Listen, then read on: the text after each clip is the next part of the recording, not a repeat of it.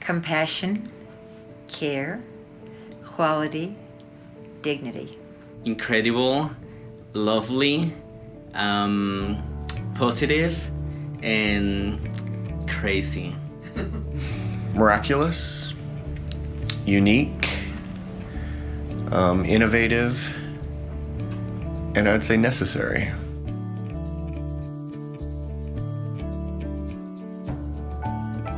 I personally believe that healthcare is a right, not a privilege reserved to only those people that can afford it. I also believe that homelessness is caused by conditions, not by choice. Conditions like unemployment, lack of affordable housing, and medical conditions, both physical and mental.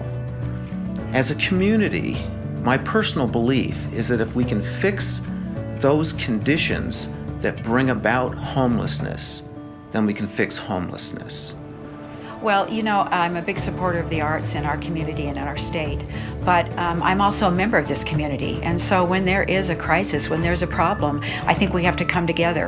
And I think, given that I own a business in downtown Salt Lake, I've witnessed it firsthand. I know there is a crisis. I know there are people who are hurting.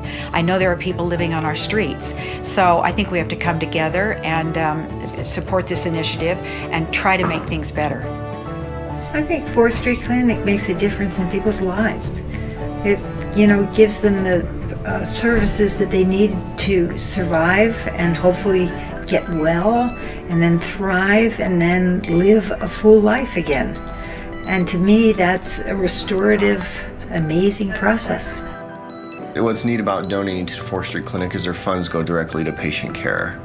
And I think that's what's unique about it, is that we actually treat the patients here.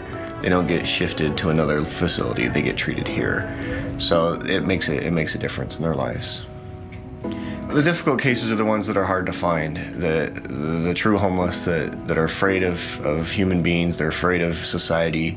They come in and they're nervous, they're embarrassed, they don't want to live in a lot of cases, and they come in because they're in pain, and it's really hard to pull their teeth, to get them out of pain, and then send them back out on the street. I made a mistake of telling one patient to swish with warm salt water after an extraction. He looked at me and said, "Where am I going to get salt?" And those are the types of situations that it's hard to just dismiss them and say, "Okay, good luck," after you do all this work on them.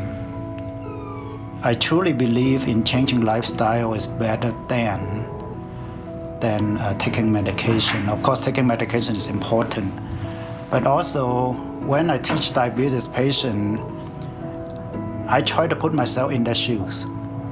For instance, at the beginning when I was teaching the patient about diabetes, I was use a textbook scenario.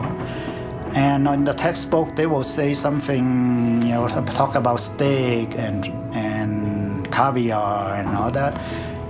When I used that, then I felt like I am insulting my patient. Because one patient said the last time I saw a piece of steak, it was years ago. So I try to understand what they were, what they eat. And actually, I went down to the row home and I stood in line and I eat with them. And I come back and I come up with my own menu based on what they eat. And so when the patient come into my office, the first thing is that they are very defensive. And the first thing they will say is, "You don't know what I eat." And I will present the menu that I come up with them. I said, "Is that what you eat every morning?" They said, "What you eat at lunch." And then they look at it and they said, "How do you know?" And I said, "I was there. And I was sitting right next to you." It's an incredibly humbling experience to work here. You immediately, the minute you walk in the door and the minute you start talking with a patient or someone in the waiting room, you recognize just how well you might have it in life and how trivial your day-to-day problems and challenges and stresses may be.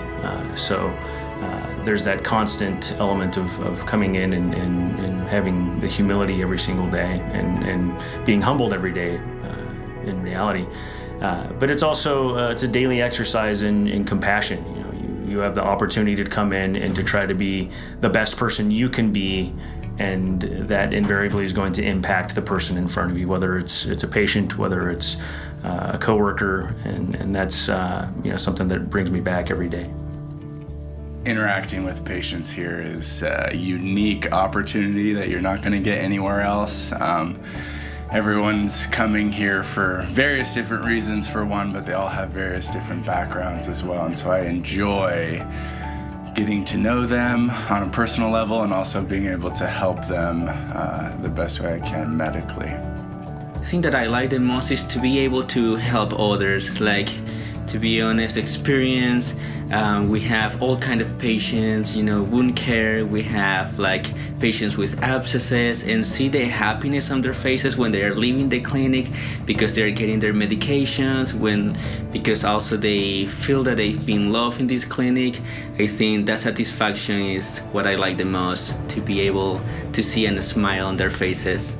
I was extremely surprised just to tour the clinic and see how up to date everything is, how well cared for these people are. I mean, some of the offices are better designed and have better equipment than my own physician's office.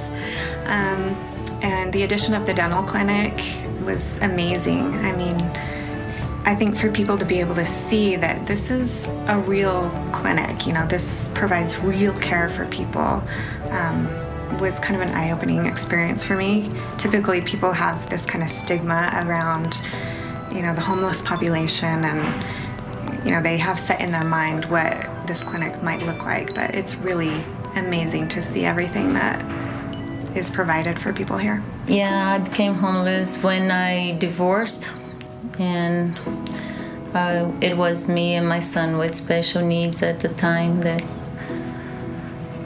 left the house, and we had to go to the shelter. It was really hard. I never planned for that. I had just come from Brazil on November, and that happened on March. And I had no driver's license, no car, no money. All that was hidden or taken from me, and I just left with my clothes and my son and a few things.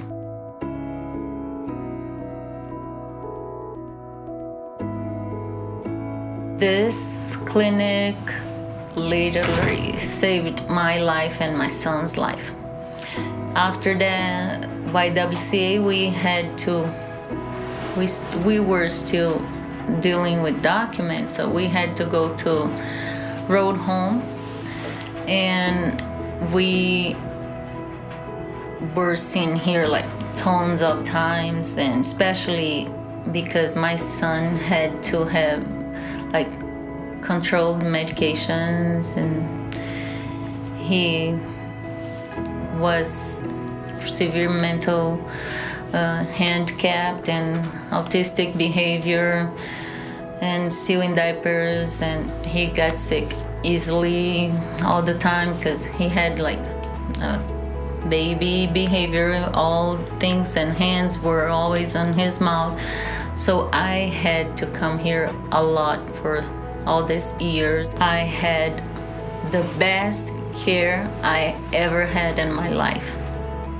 Never anybody said, oh no, we cannot help you with this or that. They always found a way to help me in anything I needed, especially for my son.